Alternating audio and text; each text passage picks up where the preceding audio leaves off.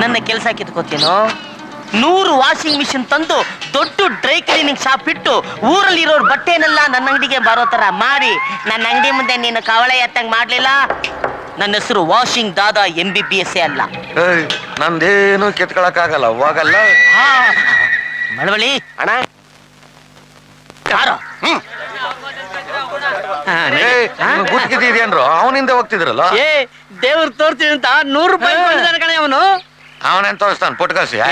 ದೇವ್ರು ತೋರ್ಸಿಲ್ಲ ಅಂದ್ರೆ 200 ರೂಪಾಯಿ ವಾಪಸ್ ಬರಕ್ ಕೊಡ್ತೀನಿ ಅಂತ ಹೇಳಿದಾನ ಅವನು. ಹೌದಾ? ಹಂಗ ನಾನು ಬರ್ತೀನಿ. ಮದ್ವೆ ಆದವರಿಗೆ ಮತ್ತೆ ಮಕ್ಕಳಿಗೆ ಮಾತ್ರ ದೇವ್ರು ಕಾಣಿಸುತ್ತೆ ಅಂತೆ. ನಿನ್ ಮದ್ವೆ ಆಗಿದ್ಯಾ? ಆಗಿಲ್ಲ ತಾನೆ, ಮತ್ತೆ ನಿನ್ಗೆಲ್ಲ ದೇವ್ರು ಕಾಣ್ತಾನೆ. ನೀನೇನು ಅವ್ರ ಮಾತು ಕೇಳ್ತೀಯ? ಇಳಿದು ಬಾ, ಇಳಿದು ಬಾ. ಇಲ್ಲೇ ನೋಡ್ತಾ ಇದ್ದೀರಿ ದೇವ್ರು ಅಲ್ಲಿ ಇಳಿದು ಬಾ. ಬಾವಂತ ಸಿಡಿದು ಬಂಡೆ ಬುಡದಿಂದ ಬಾವಲಿ ಅಂತ ನುಸುಳಿ ಬಾ. ಎಗರಿ ಎಗರಿ ಬಾ. ಎಷ್ಟು ಬಿಡಯ್ಯ, ದೇವ್ರನ್ನು ಕಾಣ್ತಾನೆ ಇಲ್ಲ. ಲೋ ಶಿಷ್ಯ ತಗೊಳ, ದೇವ್ರನ್ನ ನೋಡಕ್ ಅದೃಷ್ಟ ಇಲ್ದೇ ಇರೋರ್ನೆಲ್ಲ ದುಡ್ಡು ಕೊಟ್ಟು ಕಳಿಸ್ತಾ ಇರೋ. ಓಡ್ಸ ಓಡ್ಸ.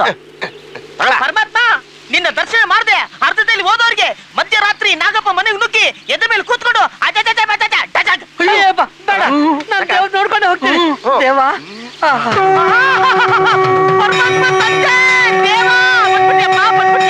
ಅಯ್ಯೋ, ನೀನ್ ಬಂದೇ ಬರ್ತೀಯ ಅಂತ ಹೇಳಿದ್ರು ಈ ಕೋತಿ ನನ್ ಮಕ್ಳು ನಂಬ್ತಾ ಇರ್ಲಿಲ್ವಲ್ಲಪ್ಪ.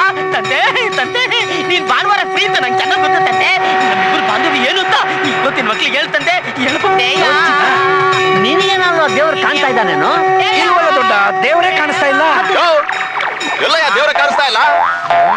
ಪರಮಾತ್ಮ ಏನಪ್ಪ ಯಾರಿಗೂ ಕಾಣಿಸ್ಕೊಂತಾ ಇಲ್ವಂತೆ? ಏನಂತಪ್ಪ?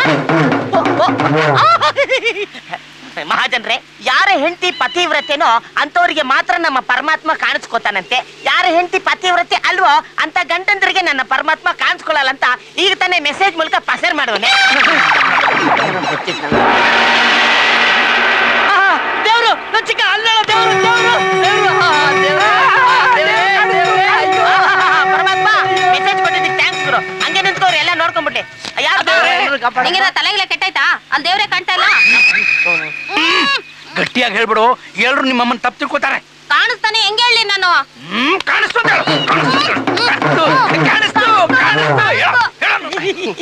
ಇನ್ನೊಂದು